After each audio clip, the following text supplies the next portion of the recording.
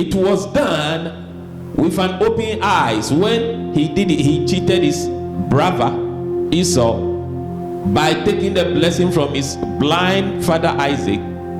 He did it to a man who was blind. But when Laban decided to rob him, he robbed a Jacob who wasn't blind. Hallelujah. What we sow is what we reap. With his eyes open, he deceived his father Isaac. Now he was being deceived by his uncle, and later his children also would deceive him. Together with his mother Rebekah, they covered his hands with skins of kids' goats. His children will later repeat the same trick on him.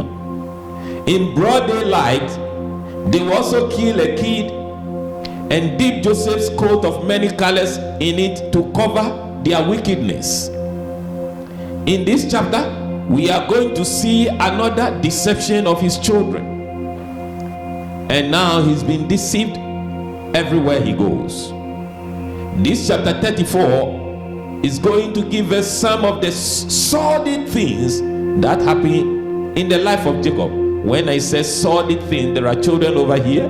There are things that is going to happen in the family of this blessed man that not many in the Bible experience that. Hallelujah. Now, as we look at the life of Jacob, look at the life of men and women of God. Look at the challenges men and women go through. And if you dare to be a man or woman of God, or you know men and women of God who are going through challenges with their families, with their lives, pray for them. Don't gossip. Hallelujah. I said this is the man whom God has blessed. And now we're going to look at the things that are happening in his life. See, Jacob's life looked like a man who has been blessed. He has natural resources. He has cattle. He has servants. He had men and women servants. He had goats and cattle, everything in abundance. But that did not stop crisis in his life. Many of us think that if somebody is a man of God or a woman of God, automatically everything will be good. Please say it doesn't work like that. If we look at these people that we are going to read about and how God used them, they were not perfect people at all. Reuben, Simon, Levi, and Judah, these were the sons of Leah and Jacob. Leah was the firstborn of Laban's daughter, who Laban forced on Jacob.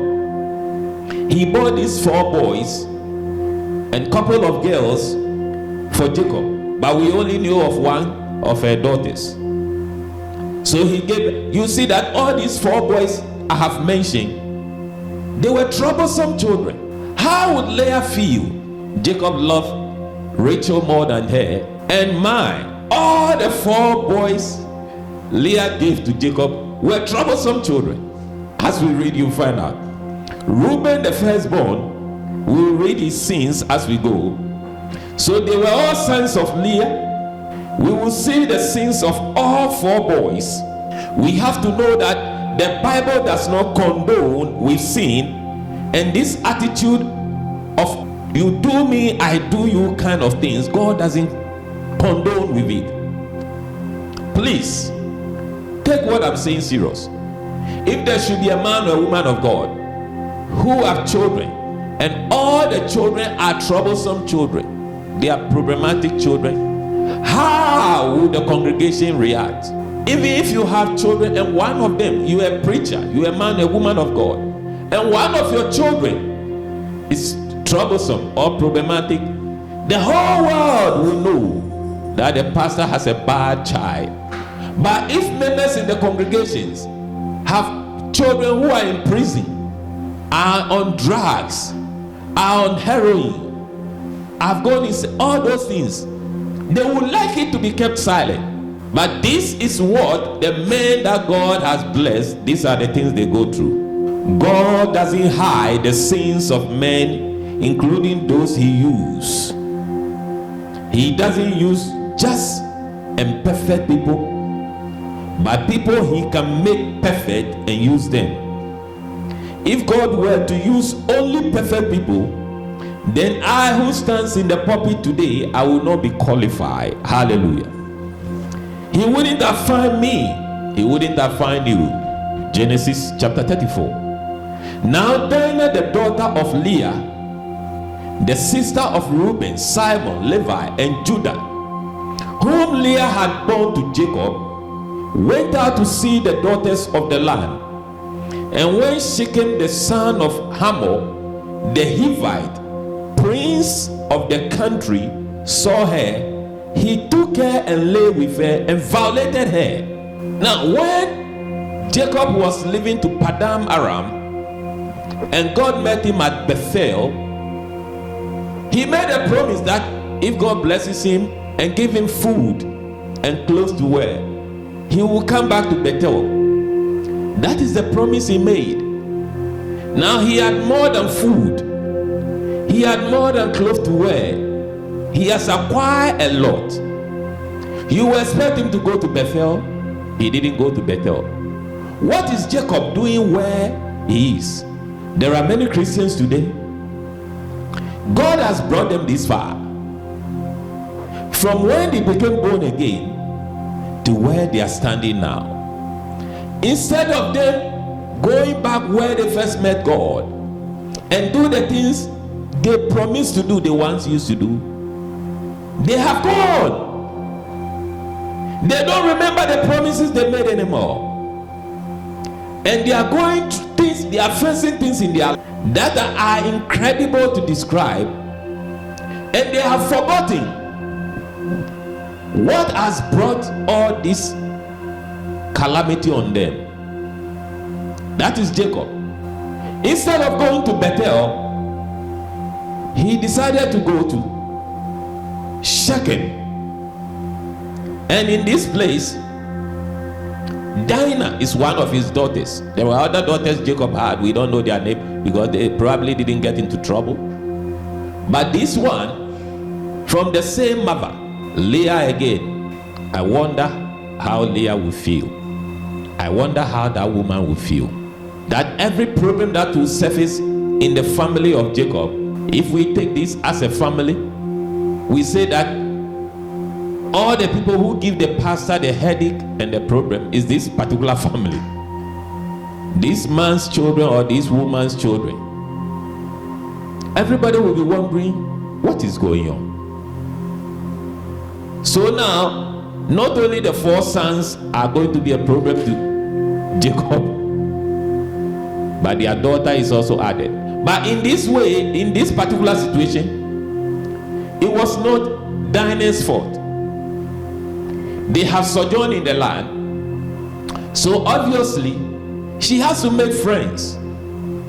So she was going to visit some of the girls in the area, and the prince of this place where they are staying, the king's son, decided to rape this girl. I wonder how many girls he has raped already. Because he's a king's son. You know, when you go to our culture, lots of people do that. Whether they come from a rich home, whether their fathers are politicians or whatever, they misbehave. You go to the schools, the universities, the polytechnics, you see children whose parents are in prominent places misbehave. They do silly things.